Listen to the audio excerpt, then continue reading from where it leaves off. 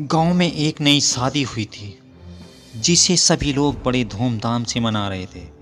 दुल्हन सरीना की खूबसूरती और मासूमियत ने सभी का दिल जीत लिया था। शादी के बाद सरीना अपने नए घर में रहने लगी, लेकिन यह खुशी जल्द ही डरावनी सच्चाई में बदलने वाली थी।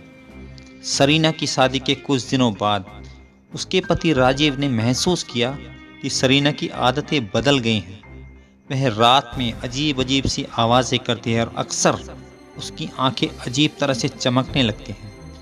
राजीव ने सोचा कि शायद यह नई जिंदगी की थकान की वजह से हो और उसने इसे नज़रअंदाज कर दिया। एक रात राजीव ने देखा कि सरीना बेतहाशा चीख रही थी और उसकी आंखें लाल हो गई थी। जब उसने उसे जगाने की कोशिश की तो सरीना की आवाज़ अचानक बदल गई।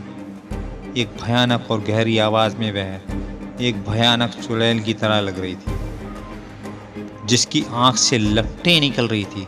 उसकी काली और बिना कंघी की गई बाल लहराते हुए दिख रहे थे और उसके चेहरे पे एक डरावनी मुस्कान थी। राजीव की चीखों की आवाज़ सुनकर गांव वाले भागे चले आए। उन्होंने देखा कि सरीना एक अजीब तरीके से घर के चारों ओर घूम रही थी, जैसे कि उसकी आत्मा किसी पुरानी कहानियों से बाहर आ गई हो।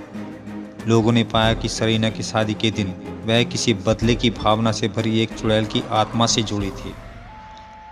गांव वाले याद करने लगे कि शादी के दिन एक अजीब महिला ने सरीना से संपर्क किया था, जिसने उसे एक पुरानी कीमत देने के लिए कहा था, लेकिन सरीना ने उसे नज़रअंदाज कर दिया था।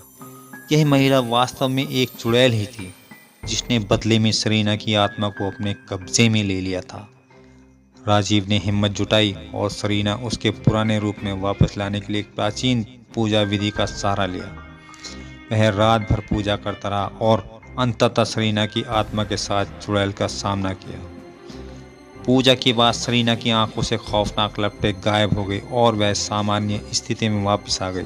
हालांकि उसके पति और गांव वाले जानते थे कि सरीना की इस घटना से जुड़े रहस्यों ने उनके गांव को हमेशा के लिए बदल दिया था। अब भी रात के अंधेरे में लोग उन पुरानी कहानियों को याद करते हैं और डर के मारे सतर्क रहते हैं कि कहीं फिर से दुल्हन बनी चुड़ैल का चेहरा न सामने आ जाए। इस तरह सरीना और राजीव की कहानी में एक चेतावनी बन गई। कभी भी अज्ञात चीज़ों से छेड़छाड़ ना करें, क्योंकि कभी कभी साधारण चीज़ें भी खौफनाक रूप ले लेती हैं। ये कहानी आपको कैसी लगी हमें कमेंट करके ज़रूर बताइए और साथ ही साथ चैनल को लाइक और सब्सक्राइब करना मत भूलिए।